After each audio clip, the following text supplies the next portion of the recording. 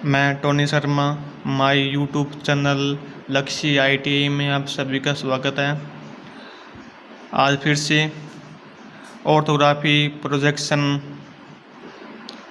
का isometric view बनाकर देखेंगे। ये होता है हमारा लेसन जो ऑर्थोग्राफी प्रोजेक्शन है, जो हिंदी में इसको लंबकोणीय प्रक्षेप बोलते हैं।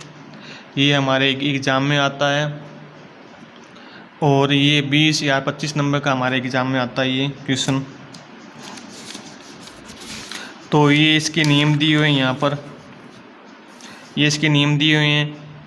ये इसका फर्स्ट एंगल दिया हुआ है, बी कैसे बनता है, ये सभी इसके नियम हैं।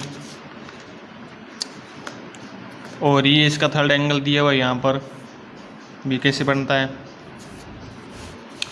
उसके बाद में आगे चलने पर अब ये हमारे आइसोमेट्रिक आ गया है। अब आपको मैं ये बताना चाहता हूँ आज आइसोमेट्रिक और ऑर्थोग्राफी में क्या फ़र्क होता है। ठीक, ये क्वेश्चन दिया हुआ है, दिए गए वस्तु के समपरिमाण दृश्य यानी आइसोमेट्रिक व्यू के तृतीय कोण प्रक्षेप यानी थर्ड एंगल प्रोजेक्शन में बदलिए। यानी ये बोल रहा है कि ये कोई आइसोमेट्रिक व्यू दिया हुआ है हमें, ठीक, और ये किस एंगल में दिया हुआ है हमें, थर्ड एंगल दिया हुआ है। इसमें दो एंगल होते हैं, एक होता है फर्स्ट एंगल और दूसरा होता है हमारा थर्ड एंगल। ये यहाँ पर देखो, ये फर्स्ट एंगल दिया हुआ है और ये थर्ड एंगल दिया हुआ है। दो एंगल होते हैं हमारे पास, एक होता है फर्स्ट एंगल और दूसरा होता है हमारे पास थर्ड एंगल। तो ये किस में दिया हुआ हमें, थर्ड एंगल में दिया हुआ है, यानी ये आइसोमेट्रिक है और ये थर्ड एंगल में दिया हुआ है। और इसका ये फ्रंट है और ये साइड है और ये इसका टॉप है। और ये हमारा इसके भाग खिंडाए हुए हैं, यानी ये हमारा क्या है, ऑर्थोग्राफी है। ये हमारा ऑर्थोग्राफी होता है और ये हमारा आइसोमेट्रिक होता है। एग्ज़ाम में हमारे जो क्वेश्चन पेपर होगा उसमें हमें ये बनाया हुआ देगा और हमें ऐसा चेंज करना होगा, यानी हमें ऐसा बनाना होगा। तो ये हमारा फ्रंट है, तो फ्रंट में हमें देखो क्या क्या भाग दिखाई दे रहा है, ये भाग दिखाई दे रहे हैं जो यहाँ ये बने हुए हैं।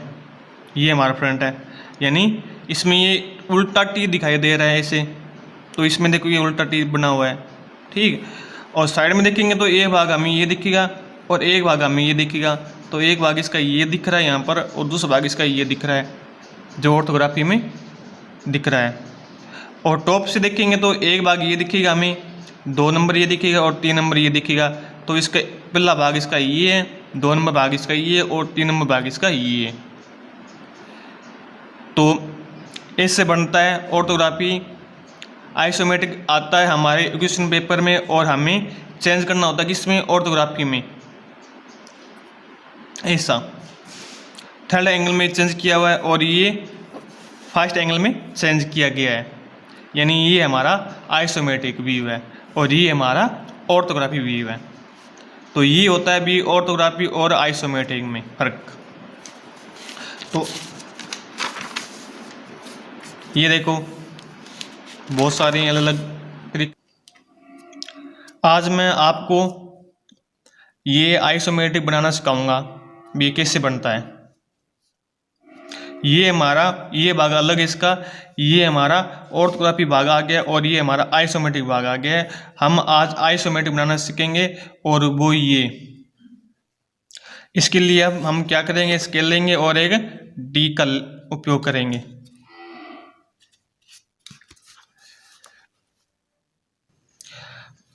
तो चलो बना के देखते हैं ये डायग्राम कैसे बनेगा।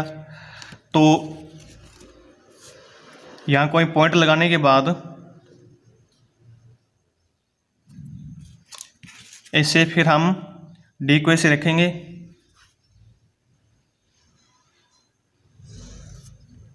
उसके बाद में पॉइंट लगाएंगे 90, 30 और 30 डिग्री पर, यानी एंगल पर। ये करने के बाद अब इसका ये पॉइंट ना, इसका ये पॉइंट है, यानी इसका ये पॉइंट, इसका ये पॉइंट आ गया है। और अब हमें ये लाइन चलनी है जो कितनी दी हुई मुझे 60 mm दी हुई है, तो मैं स्केल को यहाँ रखूँगा, पॉइंटों को मिलाऊंगा आपस में और यहाँ से 60 mm ऐसे चलूँगा। ये चलने के बाद अब मैं ये यानी साइड व्यू चलूँगा, जो मुझे कितनी दी हुई है, 50 mm दी हुई है।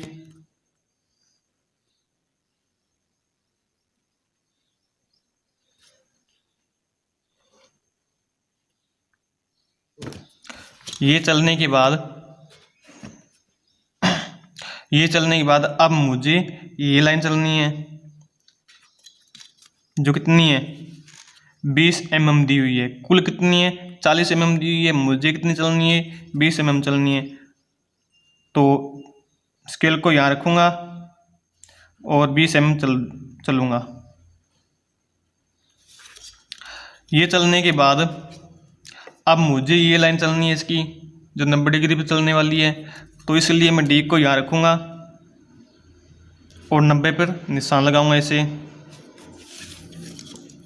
और फिर स्केल को ऐसे रखकर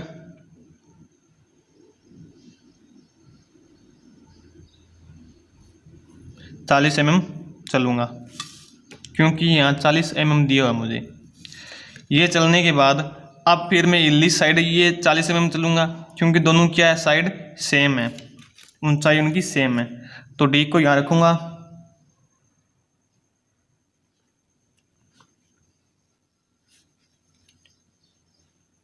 और यहाँ निशान लगाने के बाद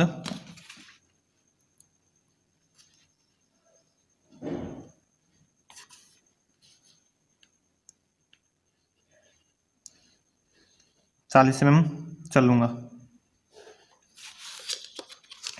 ये चलने के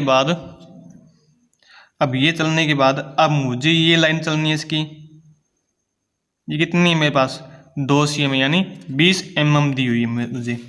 तो 20 mm दी, तो यहाँ से मैं 20 mm पर निशान लगाऊंगा ऐसे। निशान लगाने के बाद फिर इनको मैं ऐसे मिला दूंगा।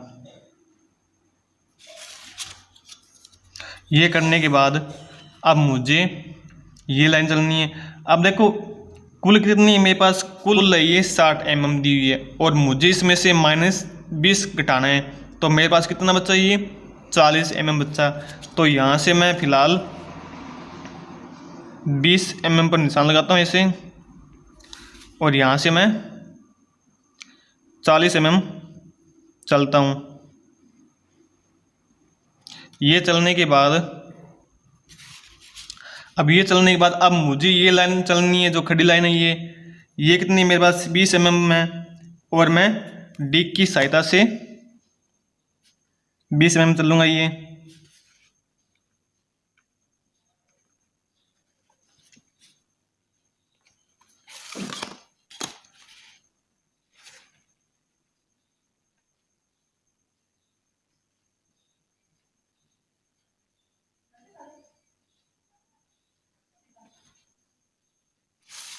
ये चलने पर अब ये चलने के बाद अब मुझे ये लाइन इसके साथ अटैच करनी है, नहीं मिलानी है मुझे।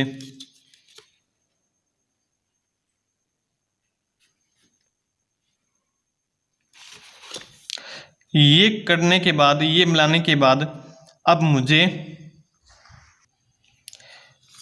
अब ये लाइन चलूँगा मैं, जो ये तिरछी दी हुई है यहाँ से, यानी इस कोण से इस कोण तक है, तो यहाँ से यहाँ तक ये लाइन खींचूंगा। तो इसका कोई माप नहीं होता है, तो स्केल को रखेंगे और लाइन खींच देंगे इसे। ये चलने के बाद, ये इतना बढ़ने के बाद अब मैं क्या करूँगा, अब मैं ये लाइन चलने वाला हूँ, जो मेरे पास कितनी है, 60 mm दी हुई है। तो ये चलने के लिए अब मैं डी को यहाँ रखूँगा ऐसे। यहाँ रखने के बाद 30 पर निशान लगाऊंगा। यहाँ लगाने के बाद फिर मैं यहाँ से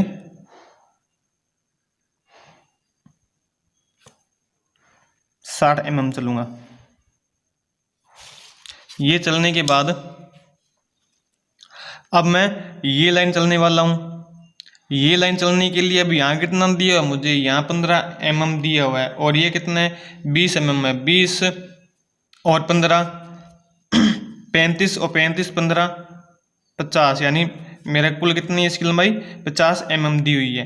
तो मैं यहाँ से ये 15 mm चलूँगा, तो इसके लिए मैं डी को यहाँ रखूँगा वापिस बिल्कुल सीधा, और फिर मैं यहाँ निशान लगाने पर ये आ गया और ये निशान आ गया यहाँ पर, और फिर मैं पॉइंटों को मिलाकर आपस में 15 mm चल दूंगा यहाँ से, और फिर मैं 20 mm छोड़ूंगा यहाँ से, और फिर मैं 15 mm चलूंगा।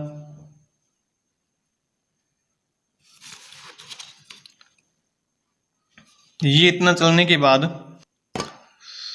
अब यहाँ तक चलने के बाद अब मैं ये लाइन मिलाने वाला हूँ इसकी। तो ये मिलाने के लिए अब स्केल को यहाँ रखूँगा ऐसे, और ये लाइन चलने वाला हूँ। ये चलने से पहले मैं यहाँ पर थोड़ा सा गैप छोड़ूंगा, क्योंकि यहाँ पर क्या गैप है, क्योंकि ये लाइन देखो थोड़ी सी नीची बनी हुई है, तो मैं यहाँ पर लाइन नहीं खींचने वाला। यानी ये इतनी लाइन चलने के बाद फिर यहाँ पर मैं गैप छोड़ूंगा, उसके बाद में ये लाइन चलूँगा मैं।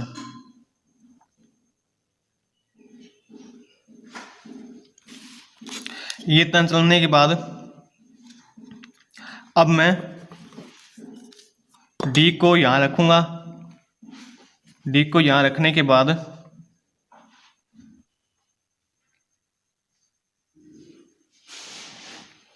और 30 डिग्री चलूँगा।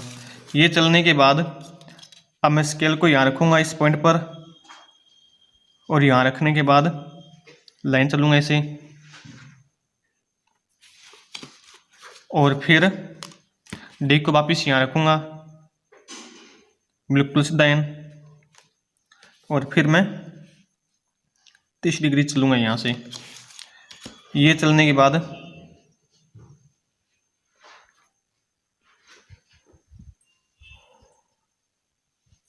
इसे मिलाने के बाद अब इनको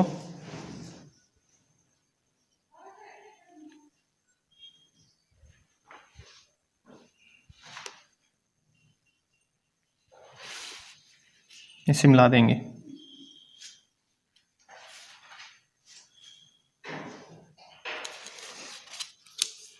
ये करने के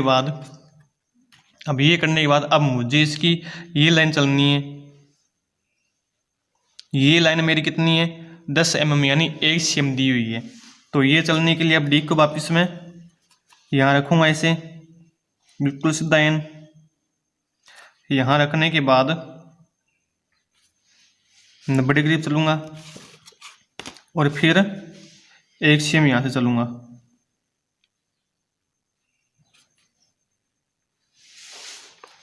ये चलने के बाद अब डी को यहाँ रखूँगा वापिस बिल्कुल सीधा लाइन, और 90 डिग्री चलूँगा ये भी, और ये भी मैं 1 cm चलने वाला हूँ।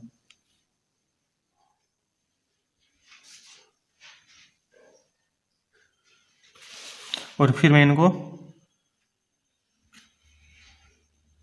ऐसे मिला दूंगा जो ये मिली हुई यहाँ। ये मिलाने के बाद अब मुझे ये लाइन चलने वाली है। अब मुझे ये लाइन चलनी है इसकी जो कितनी 1 cm दी हुई है। तो ये चलने के लिए यहाँ से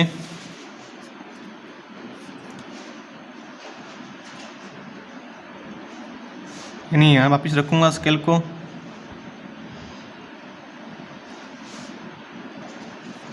और 90 पर निशान लगाऊंगा। निशान लगाने के बाद फिर मैं 1 cm चलूँगा यहाँ से। ये चलने के बाद अब इनको मिला दूंगा ऐसे।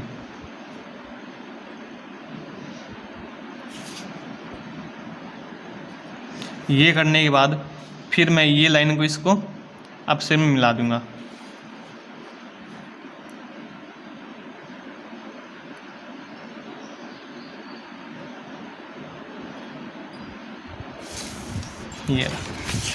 ये रहा हमारा आइसोमेट्रिक कंप्लीट हो गया।